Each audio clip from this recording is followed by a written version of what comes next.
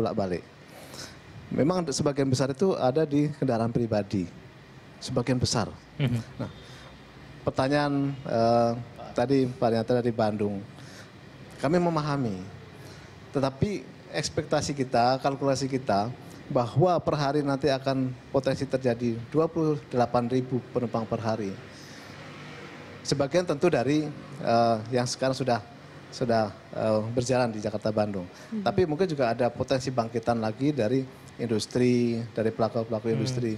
Yang daripada mereka harus ke Bandung naik mobil, kan sekarang macet. Hari ini di tol Cipularang yang macet. Apalagi nanti 3 tahun yang akan datang. Tapi lumayan loh Pak, tarifnya juga gede. Average kalau dalam dolar itu $16. Jadi kalau kita kalkulasi dengan 13.000 sekian, itu jatuh di angka 200.000. 200.000. 2019, bukan sekarang. Oke. Kalau kita bicara kereta Nominal, api Argo oke. Parahyangan, Iya. Gopar, itu sudah 100 lebih. Oke, baik. Dengan eskalasi ini kan yang mendekati lah. Oke, tapi Pak Anggor banyak loh Pak yang kemudian meragukan bahwa kemudian proyek ini bisa kemudian berjalan lancar sesuai dengan rencana. Baik itu dari sisi lingkungan, mungkin dari pembiayaan, lalu kemudian dari Pembangunannya sendiri ya, jalan-jalannya yang akan dilewati dan mungkin lain-lain. Bapak punya pernyataan supaya kemudian tenang aja, ini pasti bakal lancar kok, pasti bakal terrealisasi. Nah ini bagaimana Pak? Salah satu yang potensi terjadi kelambatan itu ada di pembebasan tanah.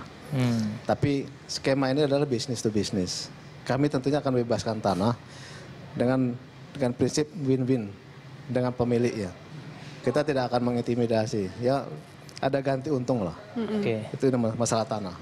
Ya ini yang kita harapkan dengan konsep win-win ini. Kalau di Jawa Barat itu ada konsep masagi. Pesertaan masyarakat sekitar itu.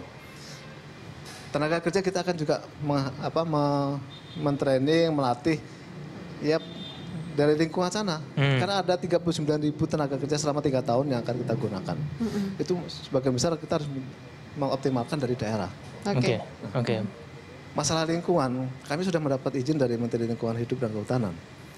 Dan kami membuka komunikasi dengan masyarakat selama 30 hari dan itu bisa lebih untuk berkomunikasi. Ada saran, pendapat, keberatan. Kita akan membuka saluran komunikasi selama 30 hari dan lebih. Supaya masyarakat terakomodasi. Harapannya. Oke, baik. Pak Anggor kita tahan dulu, kita ada penelpon lagi. Ini sepertinya memang banyak yang ingin menyampaikan atau menyuarakan opini mereka terkait dengan pembangunan kereta api cepat ini. Ya, dengan siapa ini? Pak Dadang. Pak Dadang ya? Ya, dari Jakarta. Selamat siang Pak Dadang. Dari Jakarta. Ya Pak Dadang.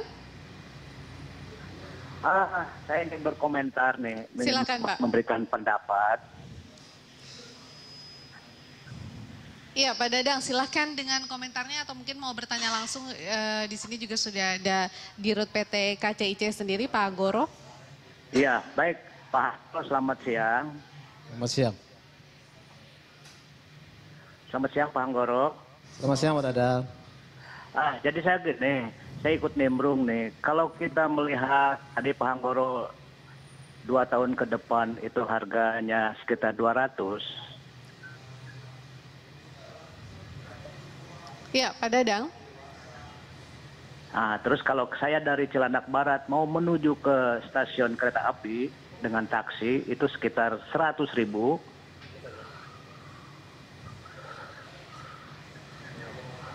Ya, silakan lanjutkan Pak. Terus nanti sampai di Bandung kita pun harus mencari kendaraan lagi. Oke, berarti Anda melihat bahwa dengan tarif 200.000 itu cukup menjadi beban juga ya buat pengguna kereta api cepat seperti Anda begitu ya? Oke. Ya, sayang sekali sepertinya terputus, tapi kita bisa menangkap maksud dari Pak Dadang. Mungkin langsung ditanggapi Pak Anggoro. Baik, terima kasih ya Pak Dadang. Mungkin pengennya jangan 200.000 Pak, 100.000 aja gitu kali. Karena kita banyak biaya lain. Karena masih ada ongkos lagi setelah nyampe di sana gitu. Sebetulnya kalau ini proyek pemerintah, pasti bisa 100.000. Tapi ini 100% swasta. Betul. Beda kalau proyek pemerintah, operator itu tidak memikirkan cost recovery. Tapi kami hidup ini dari tiket. dan nanti dari pengembangan kawasan TOD. Nah, apa yang disampaikan Pak Dadang itu, kami juga bekerja sama dengan LRT.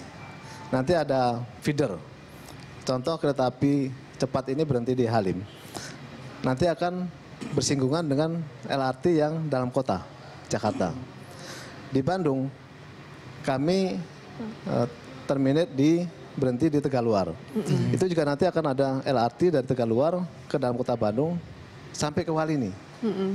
Jadi nanti ada feeder service-nya. Kalau tidak maka akan terjadi keruwetan lalu lintas di seputaran stasiun-stasiun itu. Nah, kalau disampaikan tadi masalah cost, ya tentunya ini konsekuensi. Kalau memang kita ingin cepat, kebutuhan kita juga cepat. Daripada naik mobil mungkin waktunya lama, tapi Harus ada rela opsi. merogoh kocek Iya lebih dong. begitu ya Pak ya? Oke. Itu wajar. Mungkin nanti disiapin parkiran motor aja yang banyak biar nanti Pak Dadang naik motor Betul, dulu ke naik stasiun, motor baru nanti dulu. naik kereta ya. Saya ke Pak Dharma. Pak Dharma, apa Pak Dharma ini salah satu orang yang kemudian tadi sudah berbicara agak pesimis nih dengan program loh, Iya. Pak Anggoro. Pak Dharma sudah cukup yakin belum nih ternyata dengan penjelasan Pak Anggoro tadi? Supaya kita lebih confidence. Ya, Gimana, Pak? sebetulnya seperti saya katakan di awal, kalau kita ke Bandung bertiga ya tentu kita akan memilih naik mobil pribadi karena bisa point to point gitu, itu sudah pasti. Persis seperti yang dikatakan Pak Dadang tadi ya, kalau dia dari Ciputat ngapain harus ke Halim dulu gitu loh. Lebih baik masuk tol langsung ke, mungkin dari segi waktu juga sama akhirnya karena untuk dari Ciputat ke Halim misalnya mungkin butuh waktu 1 jam lebih. Kalau naik masuk tol mungkin sudah mendekati Bandung gitu. Itu dari segi waktu, dari segi kos juga saya kira hampir sama. Kalau berangkat lebih dari 2 orang ke Bandung, itulah akan lebih efisien memakai mobil pribadi. Oke. Dan kita tidak perlu macet karena sebagian sudah akan beralih ke Kereta api cepat. gitu loh. jadi tetap ada alternatif ya Pak ya, bahwa Iya. bukan hanya kereta api cepat yang akan digunakan sebagai sarana transportasi nantinya. Cuma yang harus, kalau saya kan yang harus dipikirin juga kan pembangunan infrastruktur transportasi ini mestinya tidak boleh saling mematikan. Saya khawatir saya kan ini ada tol. Dulu kan belum ada tol, lewat jalan Bandung ya, arteri. Nah, keberadaan jalan tol mematikan jalur yang arteri, terutama usaha-usaha. Oke. Terus mematikan kereta api, karena dulu Bandung Jakarta cukup banyak perjalanan kereta api, tapi begitu ada tol Cipularang itu menjadi berkurang, tinggal 1.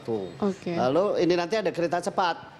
Nah, sebagian akan beralih ke kereta cepat, sebagian akan ke tol. Sementara kan pengusaha tolnya itu juga sama dengan kereta api ini, butuh jaminan. Ketika mereka invest itu, mereka memperhitungkan ini akan break even berapa tahun. Oke, baik. Berarti masih ada poin-poin yang perlu kemudian ditanggapi nanti dengan Pak Anggoro. Kita jadi bertanya-tanya apakah kemudian proyek kereta api cepat ini memang dibuat kesannya terburu-buru atau tidak begitu, sejauh mana persiapannya Pak Anggoro. Kita akan dengarkan penjelasan dari Pak Anggoro di segmen berikutnya. Tetaplah bersama kami di Line Talk.